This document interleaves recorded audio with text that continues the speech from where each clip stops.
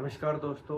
तो दोस्तों आज बात करेंगे हम कि अगर कोई इंसान, कोई लड़का या कोई व्यक्ति 25 साल की एज में वो अपनी जॉब स्टार्ट करता है और मात्र 5,000 रुपये की एसआईपी हर महीने करता है। 25 साल की एज में वो नौकरी लगा और आने वाले 5 सालों के लिए अगर वो 5,000 की एसआईपी करता है किसी ठीक ठाक स्मॉल कैप म्यूचुअल फंड में, तो दोस्तों 5 साल बाद उसका जो कॉर्पस होता है वो कितना बन जाता है। तो दोस्तों उसका जो कॉर्पस होता है 5 साल बाद वो करीबन करीबन 5 लाख के करीब बन जाता है। 5,000 की एसआईपी से 5 साल के लिए उसने इसमें इन्वेस्ट किए 3 लाख रुपए, और जो 2 लाख हुए हैं वो उसका फ़ायदा हुआ है दोस्तों। ठीक है। अब अगर दोस्तों ये कहें कि भाई मैं तो 25 साल की एज में नौकरी लगाऊं, तो 30 साल की एज तक मेरा 5 लाख इकट्ठा हो गया, मैं तो इसको 35 साल तक करना चाहता हूँ। तो मतलब 25 से 35 की जर्नी में उसमें कितना हो जाएगा, 10 साल। अगर दोस्तों 10 साल के लिए कोई एसआईपी करता है तो उसका जो 5 लाख रुपये कॉर्पस था ना वो 17 लाख रुपये का हो जाएगा। उसने सिर्फ 5 साल बढ़ाए अपने, 30 से 35। लेकिन अगर वो दोस्तों कहता है कि मुझे और 5 साल करना है, यानी कि टोटल 15 साल हो गए, तो उस केस में दोस्तों उसका कॉर्पस 46 लैक्स बन जाता है। 46 लैख 5 साल के लिए की थी, जब उसका कॉर्पस कितना बना था, 5 लाख रुपए। उसने किए थे 3 लाख इन्वेस्ट, और जब 10 साल के लिए किए थे तो उसका कॉर्पस कितना बन गया था, 17 लाख रुपए। तो टोटल उसका 3 से जो इन्वेस्टमेंट वैल्यू थी वो 3 से 6 हो जाएगी। ठीक है। लेकिन 3 से 6 डबल हुई है उसकी इन्वेस्टमेंट, जो उसका पैसा गया है उसकी जेब से। लेकिन आप कॉर्पस देखिए कि 5 से 17 लाख, यानी कि 5 से 10 दो गुना, और 15 3 गुना, यानी कि 3 गुना से भी ज़्यादा पैसा हो गया उसके पास दोस्तों। 3 गुना से भी ज़्यादा, और पैसा उसका 3 से 6 ही हुआ है। और दोस्तों अगर अगर वो कह रहा था कि मैं इस एसआईपी को आने वाले 15 साल तक कंटिन्यू करूँगा, तो उसकी जेब से गया है 9 लाख रुपए, यानी कि 3 6 9। ठीक है। 5 5 5 15 साल हो गए। तो दोस्तों उसका जो कॉर्पस बन जाता है ना वो 46 लाख बन जाता है दोस्तों। हम स्टार्टिंग में ना इतना ज़्यादा प्रभावित नहीं हो पाते कि यार 5 साल में 10 साल में क्या ही बना है, कुछ नहीं बना, छोड़ देते हैं, इसको निकाल लेते हैं, किसी अपनी ज़रूरत को पूरा कर लेते हैं, बाइक ले आते हैं, गाड़ी ले आते हैं, घर का इंटीरियर करा लेते हैं, सोफ़ा ठीक करा लेते हैं या सोफ़ा नया ले आते हैं। दोस्तों जो असली मैजिक होता है ना कंपाउंडिंग का, वो बाद के सालों में दिखता है।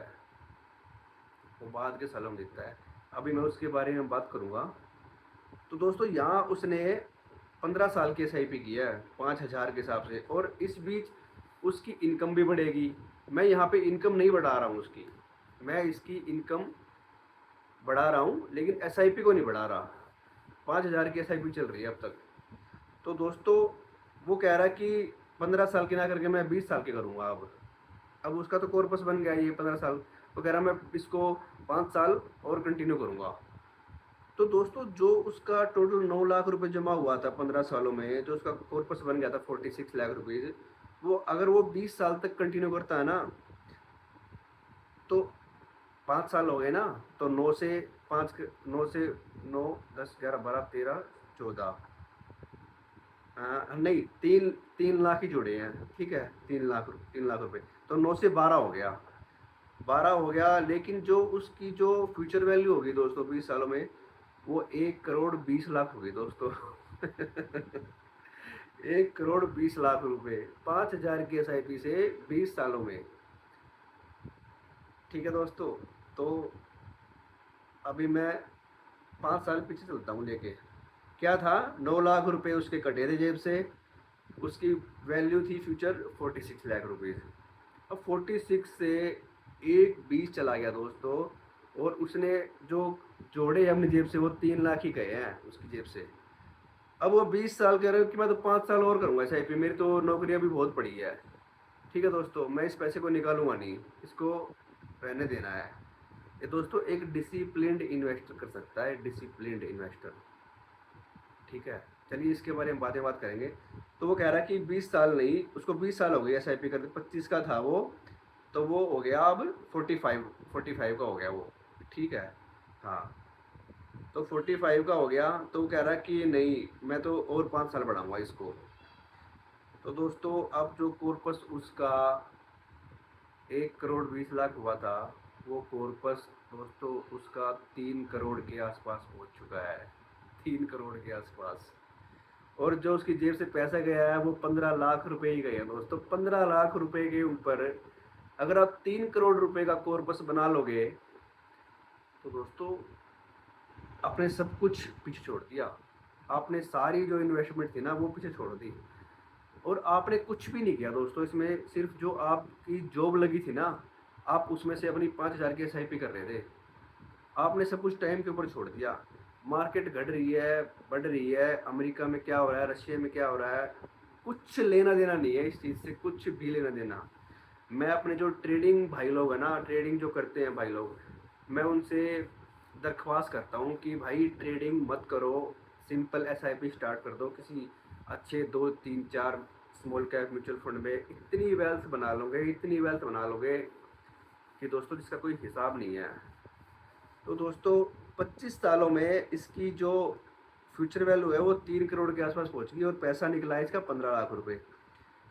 ये तो कह रहा भाई मैं तो अभी 50 का ही हुआ हूँ, ठीक है, मेरे तो 60 साल का होने में 10 साल और बाकी है, तो मैं 5 साल और करूँगा, 55 साल की उम्र तक करूँगा मैं। तो वो दोस्तों 55 साल की उम्र तक करता है। और दोस्तों आप हैरान रह जाओगे कि जो उसकी जेब से पैसा निकला है वो 18 लाख रुपए निकल चुका है। लेकिन जो दोस्तों उसका पैसा बन चुका है ना, वो बन चुका है 7 करोड़ 20 लाख रुपए। दोस्तों 7 करोड़ 20 लाख रुपए, पहले कितना बना था, 3 करोड़, और अब कितना बन गया, 7 लाख, 7 करोड़ 20 लाख रुपए। ठीक है दोस्तों, उसकी जेब से पैसा हर 5 साल में 3 लाख ही निकल रहा है, लेकिन जो उसकी कंपाउंडिंग हो रही है दोस्तों वो बहुत तगड़े तरीके से हो रही है। अब कहाँ दोस्तों 3 करोड़ रुपए, और कहाँ 3 से 6 दुगना हो गया और उससे भी ज़्यादा हो गया।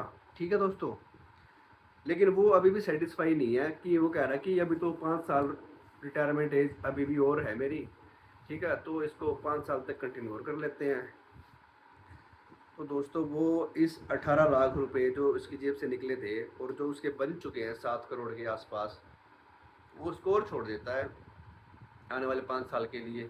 ठीक है, तो दोस्तों जो उसकी जेब से पैसा निकल चुका है इन 35 सालों में, वो 21 लाख रुपए निकले हैं दोस्तों। 35 सालों में सिर्फ उसने 21 लाख रुपए दिए हैं, और जो उसकी वैल्यू है दोस्तों, वो तो दोस्तों आप लोग अंदाज़ा लगा सकते हो कि 7 से कितनी होगी हुई।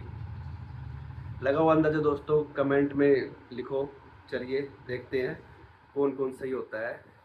तो दोस्तों उसकी जो फाइनल वैल्यू है इन 35 सालों में, 5,000 की एसआईपी जो उसने स्टार्ट की थी, वो फ्यूचर वैल्यू दोस्तों उसकी बन चुकी है 17 करोड़ 55 लाख रुपए। दोस्तों 17 करोड़ 55 लाख रुपए, अगर कोई बंदा 25 साल की एज में नौकरी लगता है, और दोस्तों वो उसको देना क्या है यार, 5,000 रुपये देने हैं उसको हर महीने बस। उसकी सैलरी देखो दोस्तों, अगर वो 20,000 की सैलरी पे लगा होगा, उस टाइम पे तो कबारा होगा, उसके कोई खर्चे ज़्यादा वादा नहीं होंगे। ठीक है, खर्चे बढ़ते हैं शादी के बाद, जब पेरेंट्स डिपेंडेंट होते हैं उस केस में। तो दोस्तों एक 25 साल का नौजवान लौंडा जब नौकरी पे लगता है, मात्र उसकी सैलरी आप मान लीजिए 20,000 रुपये है, वो उसमें से 5,000 रुपये हर महीने एसआईपी में म्यूचुअल फंड में इन्वेस्ट कर देता है। दोस्तों उसकी जो नौकरी पे जो इंक्रीमेंट लगेंगे, जो उसकी फ्यूचर वैल्यू होगी सैलरी की, दोस्तों वो अच्छी खासी हो चुकी होगी। उसे वो 5,000 रुपये देने में कोई दिक्कत का सामना नहीं करना पड़ा होगा दोस्तों। तो दोस्तों अब ये फैमिली देखो, ये फैमिली कहाँ से कहाँ पहुँच गई है, जो एक 25 साल का लड़के ने नौकरी स्टार्ट की थी। दोस्तों इसकी तो कई कुछ से खा सकते हैं इस पैसे को। इस पैसे को दोस्तों अगर हम फिक्स डिपॉजिट भी करा देना तो दोस्तों इतना पैसा आएगा महीने का कि मतलब आप सोच नहीं सकते उसको, कहाँ खर्चे कहाँ ना खर्चे भगवान ही जानता है।